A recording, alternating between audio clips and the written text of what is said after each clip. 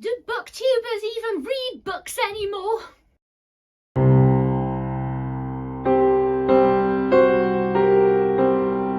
Dark bleatings, everybody.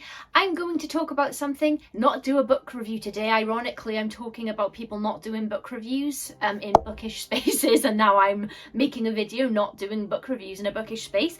But I recently watched a video from Mike's Book Reviews, which I will list in the description. I'll link it in there for you if you want to watch it.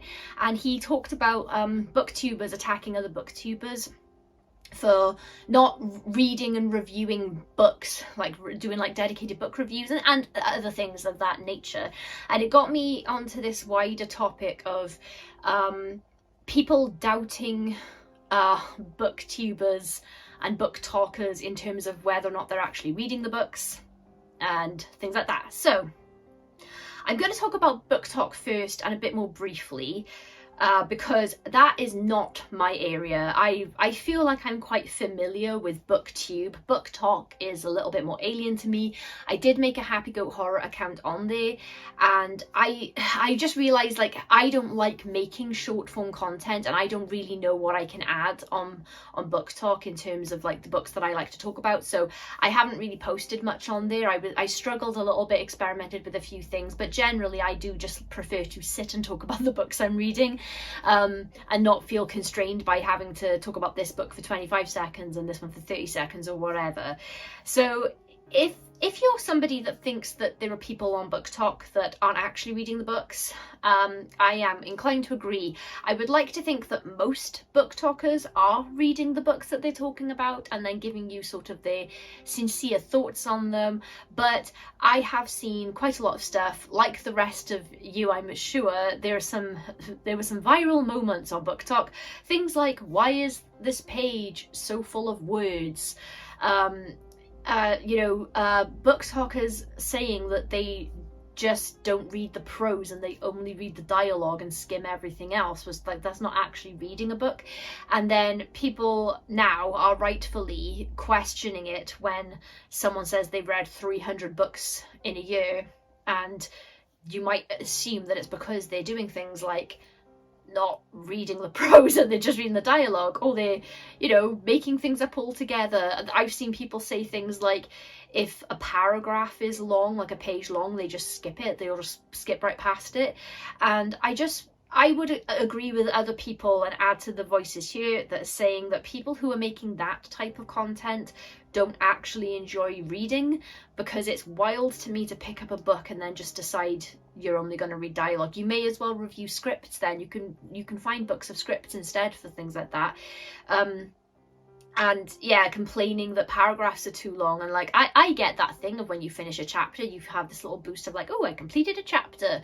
But I would never skip a page just because the paragraphs are long, or I don't know. It's a weird thing. And I would doubt in those cases that those people actually enjoy reading, and that actually they're there as content creators more than book reviewers. So I think on a platform like TikTok, it might be useful as somebody who's looking for bookish content and taking advice from people on which books to pick up and what's good and everything. I do think it's worth it on the shorter form content kind of social media places, BookTok in particular, because that's the biggest one. I think it's worth looking at who the creator is and why they're posting what they're posting. I don't think that there's no such thing as a book reviewer who's also an influencer or a content creator, but they're not mutually exclusive terms. There are definitely people with massive followings who gained those followings because they really love books, and they grew an audience of fellow book lovers from that, and they have now become an influencer, and that's how they make money and things like that. So those people exist, obviously, but I also think that there is a section on TikTok of people who are influencers first. They want to make money, they get sponsorships, they've got affiliate links that you click on, they get a cut every time you order a book through one of their links. Their main priority is going to be to sell you a book. They're basically marketing people, and there's nothing wrong with being a marketer.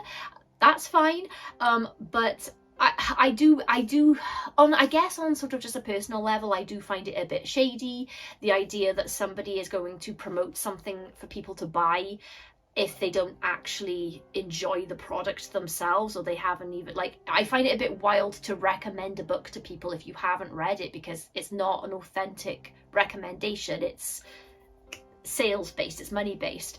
But yeah, I mean, there are plenty of authentic creators out there talking about books, but if you see somebody that's claiming that they read 400 full-length novels a year whilst also working a full-time job, I personally would question whether or not they're actually reading those books. I like to think that I read fast, and I've been participating in a reading challenge this year, and I have read 86 books. And the day that I'm filming this, I'm filming on the 1st of August. I've read 86 books this year. I've been boosted by a reading challenge, and I've made, you know, a bit more time for reading. I'm someone that spends all of my spare time reading. I don't have that much spare time, but I think I read fast. I just don't see how it's possible to read 400 books in a year, even if your full-time job is reading books, if that makes sense. And not just that, but then reviewing them, making videos about them.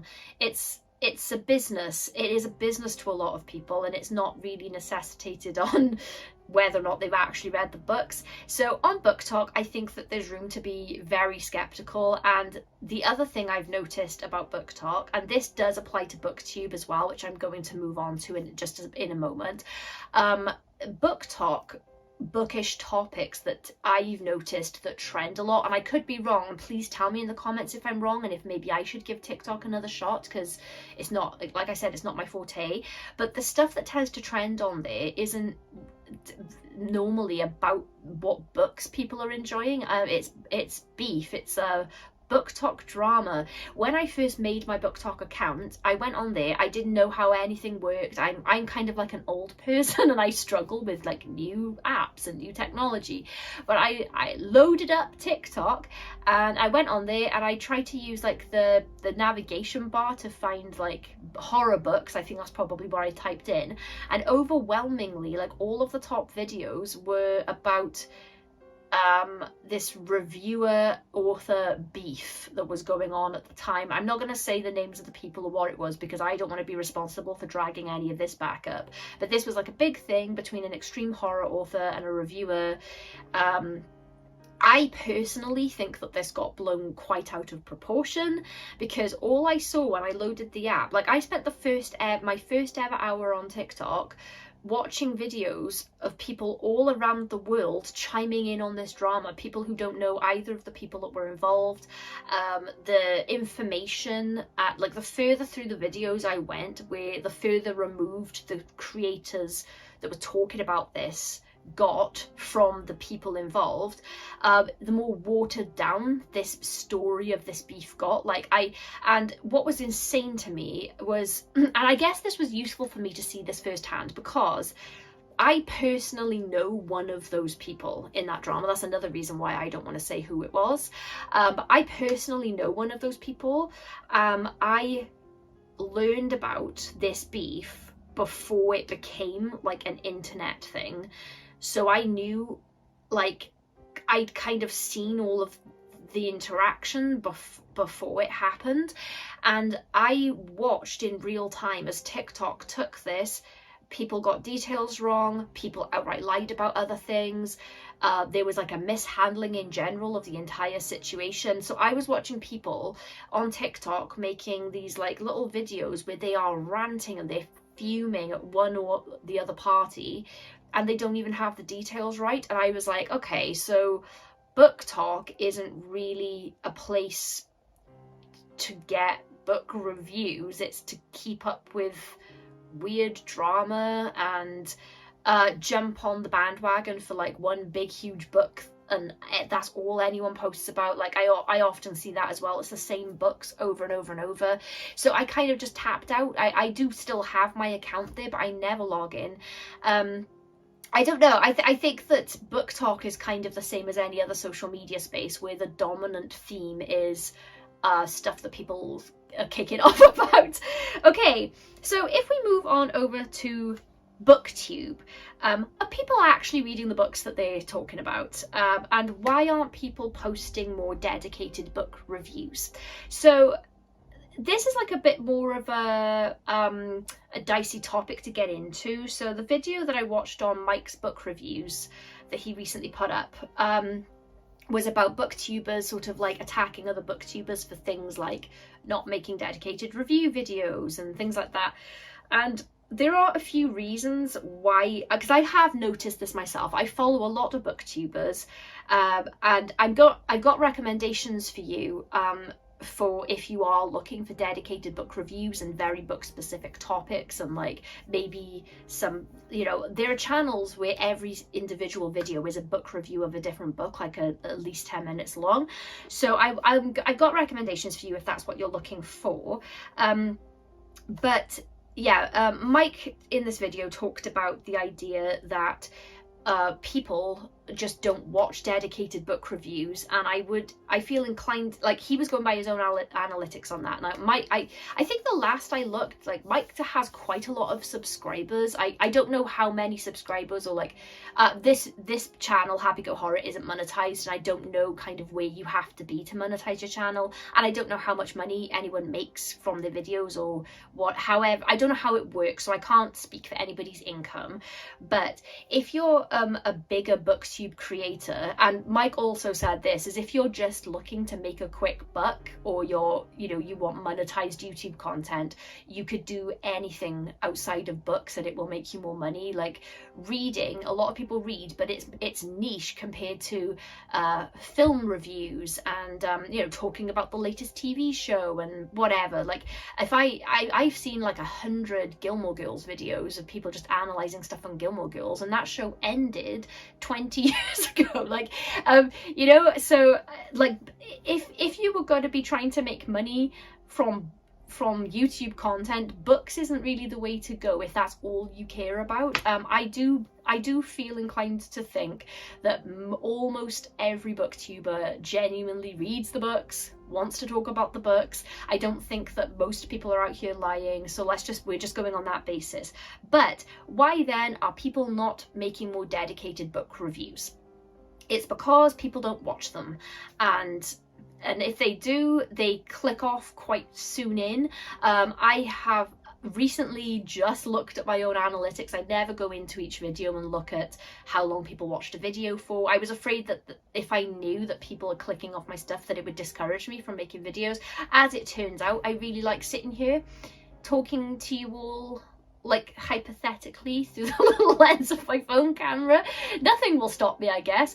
But I went through all of my analytics after watching Mike's video because I was so curious. And as it turns out, whenever I make a dedicated book review, it depends. If it's of a bigger author, maybe people stick around for most of it. But if I'm talking about indie books, people just click off immediately. I might get like a 30-second watch on that, and I had no idea that people were only watching the first minute of my review videos.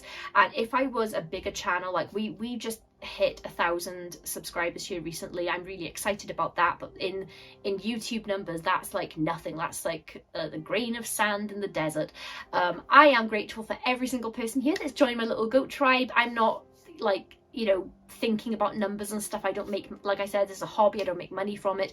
But if I had hit the point of like making money from YouTube, and any portion of my income was dependent on people sticking around and my video retention and things like that, then I might start looking at my analytics and seeing what kind of stuff people actually want to watch. And I did that even though I'm not making money, but I had a look at my most popular videos on my own channel. So the channel has been going for 2 to 2.5 years. I'm not exactly sure, but I just know that on the day that I'm filming this, it's happygoathorror.com's 3rd birthday, yay! And I think I launched the YouTube channel about a year after that, but like for argument's sake, let's say that we've been going for 2.5 years here, just for safety. In that time, I've made 258 videos, which is a lot of me talking about stuff. And the majority of those videos, I had a lot of gaming videos that I make with my brother. We've moved over to a different channel for that, Happy Goat Gaming. I will link it in the description if you're interested in any sort of horror gaming content. But most of what I make here is book reviews, and some dedicated where I do the whole video around 1 or 2 books. A lot of the videos I make are like, this is where I've read in the last couple of weeks, so I might have like 10 to 20 books and I talk about them all in one video. And then I also do like top 10s and things like that, and I do some movie and TV content, but mostly it's books. And I have, out of 258 videos, I only have 7 that have cracked 1,000 views. I'm going to tell you what they are and what the views are. So just to give you an example of like, if I was making money and I was relying on making any sort of revenue from these videos, I would have to look at my analytics and pay attention to this, and it might alter the content that I wanted to make going forward. And I know that people think that maybe that's like a sellout thing, but I don't think so. I mean, if you're paying attention to what the bulk of your audience is enjoying, I just feel like that's a symbiotic creator viewer relationship. Like, I don't know, but anyway, so my most viewed video on my channel is called 10 horror novels that actually scared me. It's got 6.6 thousand views. I get usually a little uptick every October. The last 2 years I've noticed it's gone up in October, or last year it went up. And that's by far my most viewed video. These are like big numbers for me. I know it's, again, in terms of YouTube in general, these are very small numbers, but and then the next video, 2.3 thousand views, ranking every Adam Neville book. And then beneath that, 1.4 thousand views, ranking every Stephen King book in 20 minutes or less. So 2 ranking videos. So first is a top 10 list, and then we've got 2 ranking videos. Then fourth, 1.3 thousand views, I've got an interview with Adam Neville. Now, Adam Neville is technically an indie author at this point. He runs his own press. He does everything himself, so he's not represented by one of the big 5 or any mainstream publisher anymore. But his start into indie publishing was a bit different in that he was an author in mainstream publishing, and then he decided to launch his own press. So Adam Neville has got a big readership, a big fan base. Like, he is quite a big deal in the horror book spaces. It doesn't surprise me that a lot of people would have been interested, because he hadn't been doing many interviews for a few years before this year that I got to interview him, so people were like dying to hear what he had to say. And then the 5th most watched video on my channel, at 1.2 thousand views, is I'm not watching Alien Romulus, an increasingly unhinged rant about Alien Covenant. So it's not even book related, and that video by far has got the highest level of engagement of all of my videos. It had over 100 comments on it, and for like 1,000 views, 100 comments, that ratio is like actually quite good, and like hundreds of likes. And yeah, so that was the most engagement I've ever had on my channel, and it wasn't about books. Then the next 2 at 1.2 thousand views and 1.1 thousand views respectively, All the Fiends of Hell, an advanced review of Adam Neville's book the year that came out, so last year. And then Dark I Become Loathsome by Eric LaRocca, that was an advanced review as well. And I think, see, so it's nice that 2 dedicated book reviews are in this sort of top, you know, the videos that have cracked 1,000. It makes me happy to see 2 book reviews in there, but I mostly review indie books, and Eric LaRocca and Adam Neville are not in the same professional category as most indie authors are. Like, they're successful, they're well known. Eric LaRocca is really on the rise right now. That At Dark I Become Loathsome was a much anticipated book. There was a lot of buzz around it because of I've got a Titan edition here. Yeah, I've got this like special Titan edition, but also Blackstone Publishing that Norman Reedus is involved with also picked it up, so like optioned it, so there was a lot of buzz around that. And then All the Fiends of Hell obviously is an Adam Neville book. It was an upcoming Adam Neville book. So if I were to pay attention, like if my income or any part of my income was dependent on this, I would be looking at making more top 10s, more ranking videos. And I really love making them. They're not like, oh, I hope I get views on these types of videos. It's just like, if I get an idea, like, you know, ranking every American Horror Story season and things like that, I love making those. But like I would imagine that my dedicated book reviews might start petering out, just because I've only got so much time and so many videos I can post a week. in favour of the more popular things that people like to see. But with all that said, I will agree that as a viewer, somebody who consumes a lot of BookTube, and I'm subscribed to so many BookTubers, and BookTubers of all like different sizes in terms of their audience and subscriber counts and things, I do agree that it's a shame that we're not seeing more about the books themselves, and we are seeing more lists and kind of like more broad categories covering books, and mostly from the bigger booktubers. So I'm not like an expert on booktubers, but the really big popular ones that I know of, people like Daniel Green does a lot of fantasy, and fantasy is huge. Murphy Napier, I got into both of those because I found that they reviewed Stephen King books, by the way, but they review a lot more fantasy, and like they read more broadly than I do. I mostly just look for horror stuff. And then people like Mike's Book Reviews, Criminally doing really well. And then I also follow people like Literary Love 123, much fewer subscribers than all of those others I mentioned, but I catch every single one of her videos. I love listening to her enthusiasm as she's sort of like analysing these books, and then occasionally like she'll do other, like throw other kind of little fun things in, but her channel is mostly talking about like the books she's read.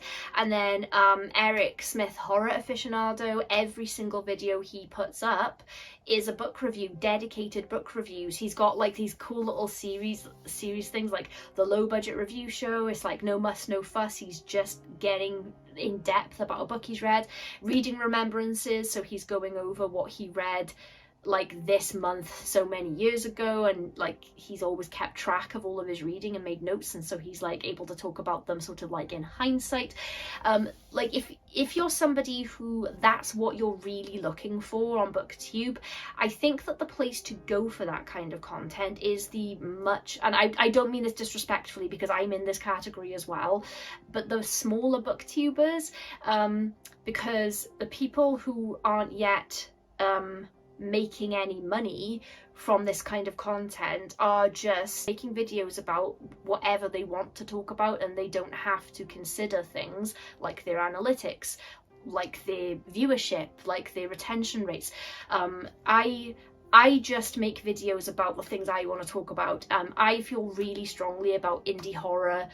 I want to promote it as much as I possibly can. If even one person hears me talking enthusiastically about a horror book that I've discovered from a writer I might never have heard of if somebody else hadn't recommended it, that makes me feel so happy that I can share like great books with other people, and like the other people will enjoy them, hopefully, and it makes me feel good because I'm an indie author as well, and I understand how difficult marketing is, and how, every new review means a lot to an indie author. You wouldn't believe, like you need 50 reviews on Amazon for Amazon to even promote your book to anybody else, for it being worth your while being on the platform. And you would not believe how hard it is to hit 50 reviews. I've sent out hundreds of review requests for my little micro collection, and I think I've got 29 ratings on Amazon, and they're not all even reviews. Like ratings, people will star rate but then not put a review. So like it makes me feel good if I can help spread the word about a really great indie book, and like if that at all helps the author. Like that's why I make these videos, because I'm kind of on both sides of things, and so I just really want to share all of the great stuff I read. And sorry, that was quite a tangent. But yes, so if you are looking for like really dedicated book reviews, I have a list of creators in the description for you that I would personally recommend, that I watch all the time, like Cliff's Dark Gems, the Heroic, oh god, I've forgotten the whole title, I'm so sorry, Heroic Woodland Man, that's how I think of you. Man who reviews in the best setting ever in the woods. I'm so sorry, I think is it Heroic Book Adventure? I'm so sorry, but you're linked in the comment anyway, in the description anyway. So I do think like this area of BookTube does exist, but the reason that I wanted to bring that up, like the sort of like smaller booktubers that don't have tens of thousands of subscribers, is because I have seen video after video after video while I've just been sort of like loosely researching this topic of people complaining that nobody does dedicated book reviews, no one. And I'm like, oh my god, everyone that I'm subscribed to does dedicated book reviews all the time, at least 1, 2, 3 videos a week. And so, you know, we all exist, and we're here, and I by no means have covered the entire base. I'm adding new people to my subscription list all the time. But yeah, they exist. So I'm going to put that list in the description for you with a little description of like the kind of stuff. This is going to be all horror mostly because that's what I like to look at and watch myself. But I'm going to put like the channel tag plus the description of their channel underneath so you can have a little look. But yeah, that's where I would recommend that you go personally if you're looking for just sort of detailed book reviews. I don't know if like analytics will ever influence the kind of content I upload. I am really bad for, because ideally I would love to make Happy Go Horror a full-time job or even a part-time job that I get money from, because the amount of hours I put into Happy Go Horror is insane. Like I spend literally every second of my free time working on Happy Go Horror stuff. I'm always reading, writing reviews, making videos, and I permanently feel stressed about trying to keep up with my own schedule. And yeah, so I would like to make money from it, but I'm so worried about being influenced by numbers and then not making the stuff I want to make that I don't look at them. I looked at my analytics for the purpose of making this video and then just realized how many of my videos people just click away from almost immediately. It's not going to stop me at this point. I just want to talk about books. I'm really grateful for everyone that even gives me 30 seconds of your time. If you click on a video and then think, you know, oh, I don't think I'm interested in this topic, that's absolutely fine. I do it as well. We all, you know, time is short. You can't just watch everything in its entirety if you don't think it's for you. But yeah, I love this community, and though there is a cynical part of me, it's not cynical, there's a realistic part of me that knows that there are some people using these platforms just to make money. I don't think that BookTube is the prime culprit for that. I don't think it's the prime space. It's much easier to make money on other social media than it is on YouTube. It's much quicker to make money on other social media. Like, it's much less effort to make. I'm not saying that content creation is low effort. I just mean it compared to it's a different style of thing on YouTube. So yeah, I mean, if you were just in it for a quick buck, you'd probably be on TikTok is what I'm saying. But if you do know of really great BookTok creators, I'd love to know about them, because I'm gonna go back in and give short form content to go on there, but I would really like great book content creators to follow. So if you're active on BookTok, please let me know, and let me know if you think I'm wrong about my assessment of it. To be fair, I didn't give it much of a chance. Sorry if this video was a bit long and waffly. I'm not great at like covering bookish topics outside of just talking about books enthusiastically. This is why I don't make videos about the latest BookTube drama and addressing these things, because I made notes and a list of the order to talk about things in, and this is my third go at filming this video because I just went off on so many tangents and just got annoyed, and I'm doing it now. Can I ever shut up? Anyway, I hope that you kind of enjoyed this video, and in the next one I might let you know the ratio of people that clicked off in the first minute just for fun. I would love to see that. Yes, I will be here tomorrow with a very special, I got some special guests tomorrow I'm excited about, and then more bookish and horror stuff, and I have a special interview next week as well. I'm really excited about that. That's all for today. Bleed!